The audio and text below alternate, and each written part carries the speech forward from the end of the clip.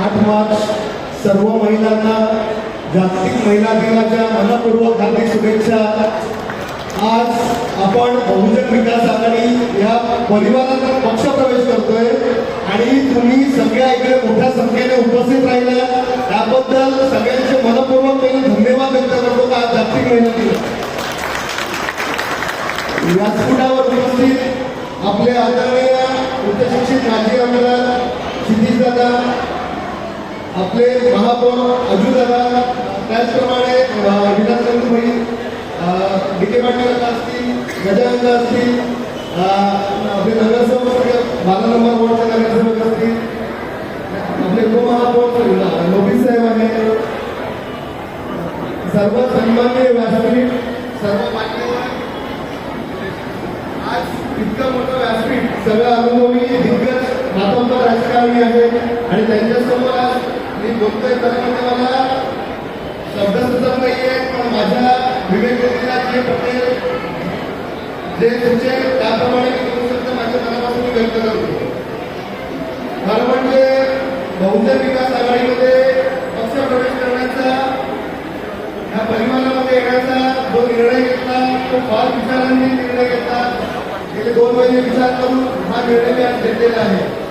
आज आदरणीय आप्पा लोकनेते त्यांनी खऱ्या अर्थाने आज 35 वर्ष राजकारण न करता समाजकारण केलं।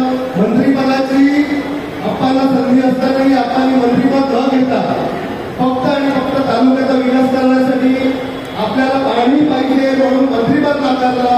असे लोकनेते आदरणीय आप्पा आणि दादांनी मला बहुजन विकास आघाडीत संधी दिली, त्याबद्दल त्यांचा मनपूर्वक आभार व्यक्त करतो। दादा आज मला काका बोलायचं दादा संघटनेचे फार करत आहे, पण दादांच्या मार्गदर्शनाखाली काम करण्याची मला संधी मिळेल। त्याच्यानंतर सगळे नगरसेवक असतील, विलासचंद्र असतील, रोहनदादा रोहन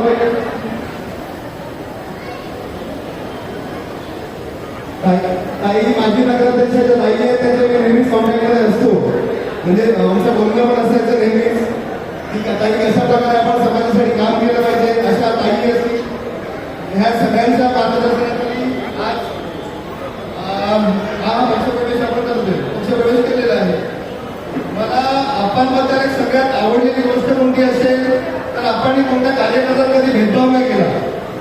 आप्पा नेहमी म्हणतात माझा कार्यकर्ता म्हणजे माझा नगरसेवक आहे।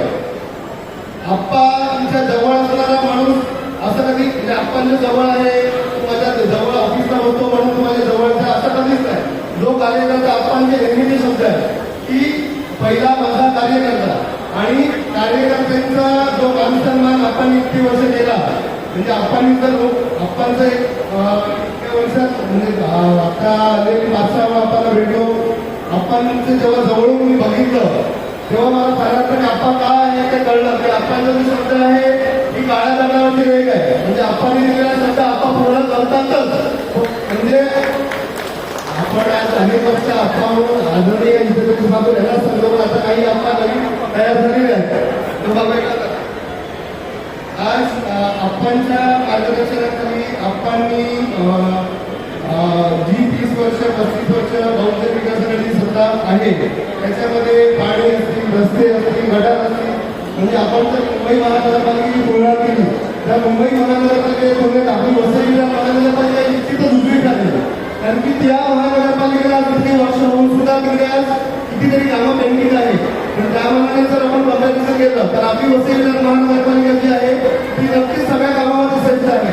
काही कामं झाली नसतील ती कालांतराने होतील, जनसंख्या वाढते, लोकसंख्या वाढते, ज्या लोकसंख्येचा आज नवीन सेन्सेस जर झाला तर अंदाजाप्रमाणे 25 लाख लोकसंख्या आपल्या वसई शहराची आहे, आणि आज 30 लाख लोकसंख्येला पाणी पुरवठा करणं, रस्ते उपलब्ध करून देणं, गटार उपलब्ध करून देणं, आरोग्याची सेवा उपलब्ध करून देणं, हे सगळं आदरणीय आपण आश्वासन केलेलं आहे।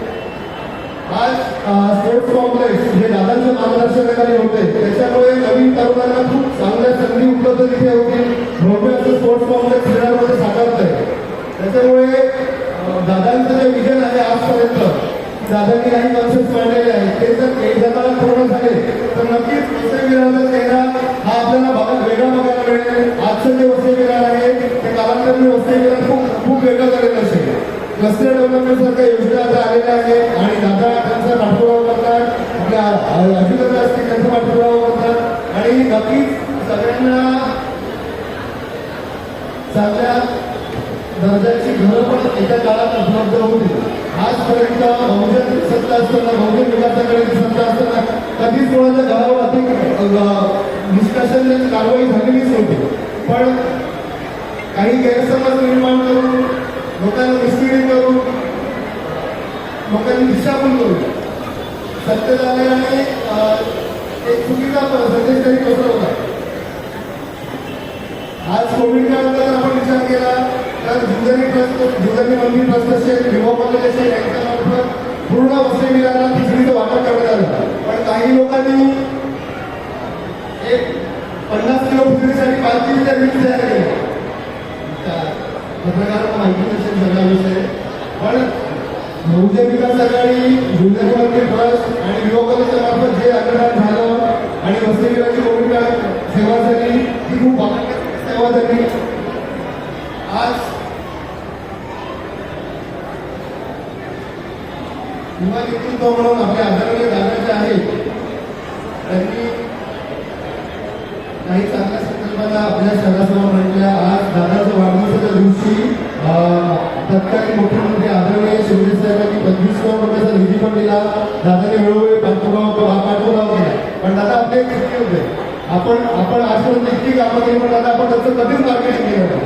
आणि इथे आहे ना एक रस्त्याचा खडी टाकत असेल ना तरी तिकडे 10 जण नारळ पडत जातात.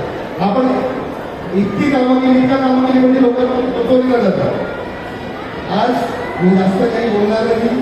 मला ह्या पक्षपरिवारात आप्पांनी, दादांनी येण्याची संधी दिली त्याबद्दल मी त्यांच्या मनापासून आभार व्यक्त करतो.